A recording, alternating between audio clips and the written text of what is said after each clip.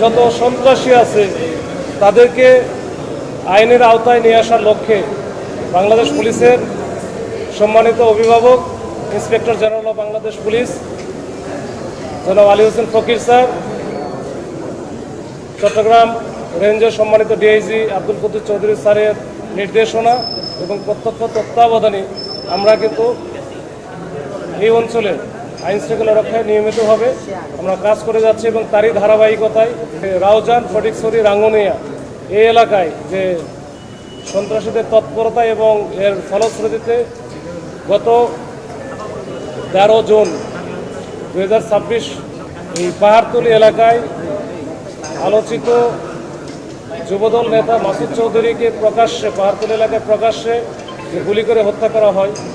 এই ঘটনার সূত্র ধরেই আমরা কিন্তু কাজ শুরু করি তখন থেকেই,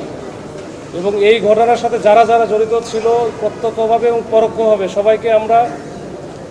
শনাক্ত করতে সক্ষম হই এবং তখন থেকে তাদের পিছনে আমরা লেগে থাকি। এইটার পিছনে কাজ করতে গিয়ে আমরা তাদের সম্পর্কে এই যে আমাদের যে গোয়েন্দা তথ্য, স্থানীয় তথ্য এবং আমাদের যে তথ্য প্রযুক্তির চুলচেরা বিশ্লেষণ, এটা করে আমরা গুরুত্বপূর্ণ অনেক তথ্য পাই এবং এই ধারাবাহিকভাবে আমরা কিন্তু লেগে আছি তাদের পেছনে।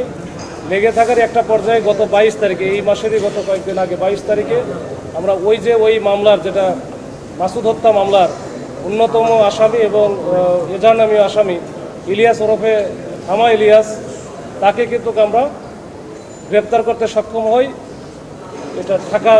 ঢাকা থেকে, ডিএমপি এলাকা থেকে। থামা ইলিয়াসকে গ্রেপ্তার করার পরে আমরা অনেক তথ্য আমরা তার কাছ থেকে তাদের যে সন্ত্রাসী নেটওয়ার্ক, চাঁদাবাজদের যে নেটওয়ার্ক, এটা সম্পর্কে জানতে পারি। এর মধ্যে আপনারা দেখেছেন যে গত কয়েকদিন আগে সিএমপি এলাকায় যে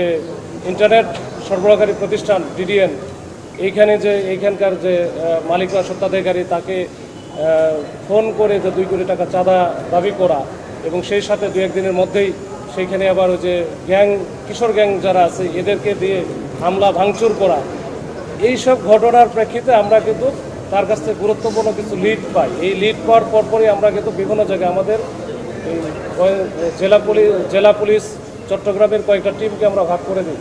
ভাগ করে এক একটা টিম এক এক দিকে আমরা পাঠাই এবং